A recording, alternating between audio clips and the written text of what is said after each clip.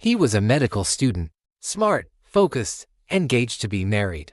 Friends described him as polite and quiet, someone with a clear future ahead of him. No criminal record. No history of violence. Nothing that raised concern.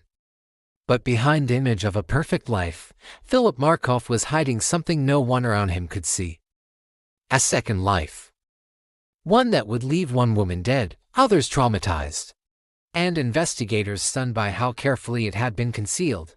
Tonight, on TrueTales USA, this is the story of the Craigslist Killer.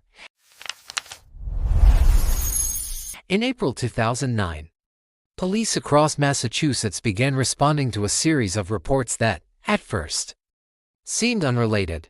Different locations, different victims, different circumstances. But as detectives compared notes, they noticed something disturbing. Each incident involved online advertisements.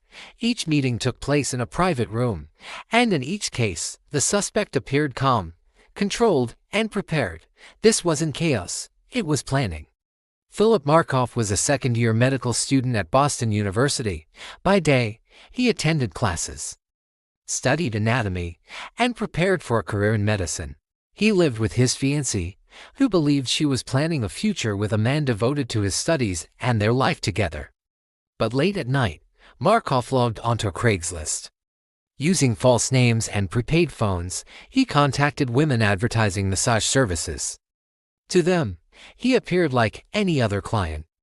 What they didn't know was that these meetings followed a pattern. Hotel rooms. Short visits. No personal details. Everything about the encounters was designed to limit exposure and maintain control. On April 10, 2009, police were called to a hotel room in Boston. Inside, they found 26-year-old Ulisa Brisman shot and killed. The scene showed no signs of forced entry, no struggle that suggested panic. Only minutes later, investigators learned something else. Another woman had survived a similar attack days earlier, robbed at gunpoint, restrained, and left behind. Then a third woman came forward. Her story matched the others almost perfectly. The same setup, the same calm demeanor, the same method. Detectives now understood they were chasing a single individual, someone who planned these encounters in advance and left very little behind. The case shifted from traditional detective work to digital forensics.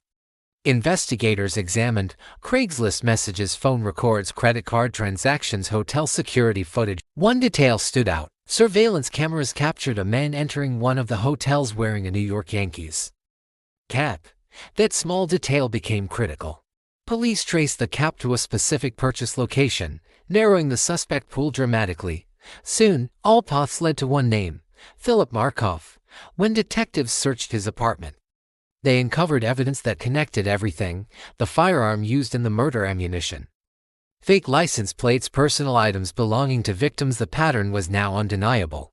Philip Markoff was arrested without resistance. No attempt to run, no denial, no explanation. To classmates, friends, and family, the arrest was incomprehensible. The person they thought they knew did not align with the evidence laid out by investigators. 2. Identities, one hidden in plain sight, while awaiting trial. Philip Markoff never publicly explained his actions. In August 2010, before the case could be argued in court, he took his own life in jail. There would be no verdict, no testimony, no answers to the questions investigators still had. But the case itself was clear.